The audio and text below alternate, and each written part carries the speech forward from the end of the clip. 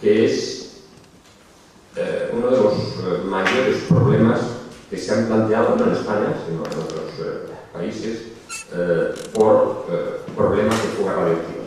En Francia o en Estados Unidos, en distintos países, se encuentra la diseminación de cobalto 60, que es un elemento radioactivo que solo existe artificialmente, no existe en la naturaleza, representa uno de los mayores problemas que tienen estas instalaciones. Simplemente, aunque esto sería complicado de explicarlo, las vainas que tienen o la metalurgia que hay en los reactores, por la misma radioactividad de las barras de uranio, se transforma el cobalto natural, que no es radioactivo en absoluto, en un cobalto que es altamente radioactivo. Es uno de los radionúcleos o radioelementos más radioactivos o con mayor energía que existe. Digo esto porque ahí viene uno de los mayores problemas en la información que se ha estado emitiendo. El primero, que es ya todos conocidos, esto no hace falta insistir, es el ocultamiento tradicional, por otra parte, de la información por parte de la central atómica, aunque ahora se venda más nucleares, parece.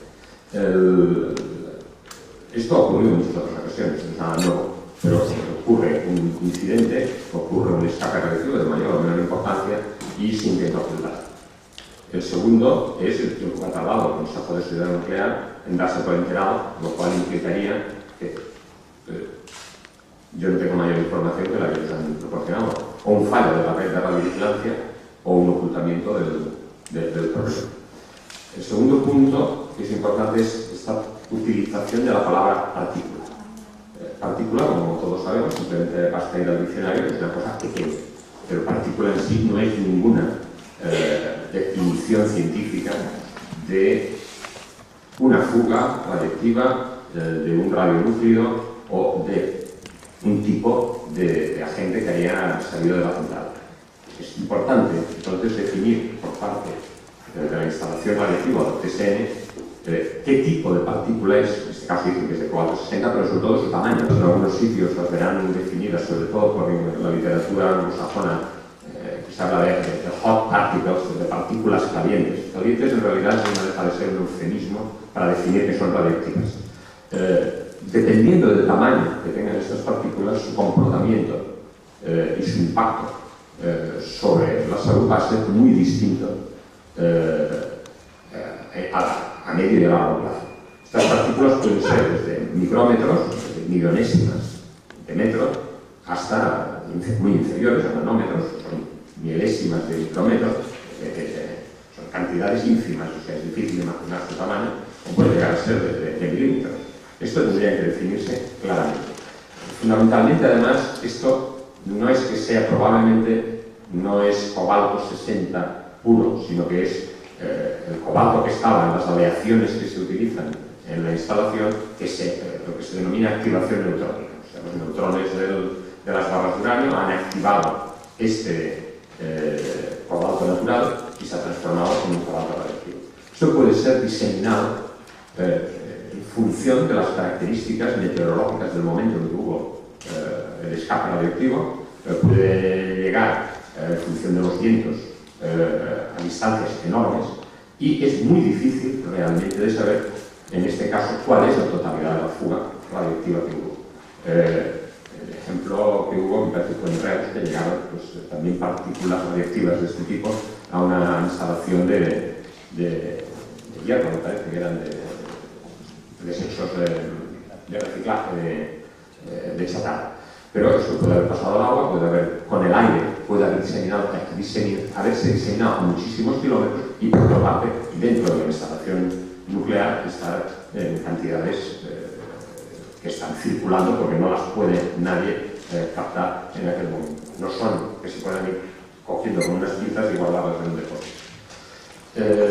En este punto, es importante indicar que si estas partículas son muy pequeñas, del orden de unos 10 micrómetros, que es 10 millonésimas de metro, si son inhaladas, que es una de las formas de exposición más corrientes, van a atravesar el pulmón, se quedarán en el pulmón un tiempo irradiando el pulmón, y el pulmón es uno de los órganos más sensibles, más radiosensibles, pero del pulmón se van a absorber, pasarán a la circulación sanguínea y se acumularán en el hígado, que es uno de los sitios de los depósitos de este cobalto 60. El otro punto es si son mayores, no pasarán a la circulación, pero pueden quedar en los pequeños bronquios del pulmón atascados y ahí van a seguir irradiando a la persona que se haya expuesto a estas partículas. El segundo punto es que aquí nos encontramos con el cobalto 60, que es de lo que se trata, con un radioelemento que va a irradiarnos si está en el ambiente desde el exterior y si lo hemos absorbido desde el interior. O sea, ahí podemos estar expuestos a una doble irradiación en función de dónde estén las partículas, las llamadas partículas en el ambiente o en nuestro organismo. Pueden pasar a los alimentos, o sea, por contaminado, pueden estar en muchos aspectos, también la vía gastrointestinal es la que se considera. En este punto es donde está una de las mayores dudas científicas que se plantean el comportamiento que la información que se está suministrando y está en que qué tipo de detección se está efectuando sobre las personas. No deja de ser sorprendente que se haya dicho que estas partículas se pueden poner en un bocadillo y se les puede comer uno. Esto realmente, pues como chiste negro, se podría considerar, pero no tiene ningún sentido el que alguien diga que va a poner cobalto 60 en un bocadillo y se lo va a poner. Esto a mí me dejó completamente sorprendido que alguien con responsabilidad sobre una instalación nuclear pueda decir: un organismo es bastante asequible detectarlas desde el exterior con una cámara de puntaje de cuerpo entero.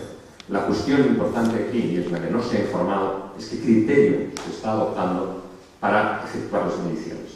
Desde el punto de vista de radioprotección, son los criterios del Consejo Internacional de Radioprotección, hay dos criterios, que es uno, la población general y los trabajadores. La radioactividad que puede recibir, a la que puede estar expuesto un trabajador, es mucho mayor que la que puede estar expuesta cualquier persona de la población general. Entre un milisievert para la población en general y 20 para los trabajadores. Esto es más complicado porque hay que hacer a lo largo de un periodo de tiempo, pero no vamos a entrar en estos detalles ahora. La cuestión es que estas cámaras normalmente en las instalaciones nucleares están reguladas, están puestas a un nivel de detección para los trabajadores. Y por debajo de esta cantidad que se recibe ya no la detectan. Es una regulación que se hace del aparato. Este es un criterio usual en este tipo de instalaciones. Para seguridad, normalmente se pone 10 veces más bajo para ver si hay una contaminación. Para un trabajador. Para las personas en general, de la población general, que sería el caso de los escolares o de las otras personas que han visitado la instalación nuclear, la detección debería efectuarse con los criterios de la población general, que en este caso tendría que ser una regulación cada vez que ha habido contaminación o hay actividad que supere el 0,1 milisievert. Estos son criterios también generales. De esto nos ha informado, porque si en el momento actual se está utilizando la cámara de contagio de cuerpo entero que se usa para los trabajadores con el nivel de detección para los trabajadores, a estas personas no se les está aplicando el criterio que se requiere de radioprotección para la población general. Este es uno de los problemas que deberían aclararse inmediatamente. ¿Y por qué se están haciendo a tantas personas este tipo de estudio? El segundo es que se plantea otro problema que en los últimos años ha ido apareciendo en los organismos internacionales de radioprotección, y es que estas partículas, estas que llaman partículas calientes, especialmente los de cobalto 60, no son, hay que imaginarlas como partículas de metal más o menos rugosas, dentro de las aleaciones en las cuales está incorporado. Su detección tampoco es muy fiable mediante las cámaras usuales de cuerpo entero.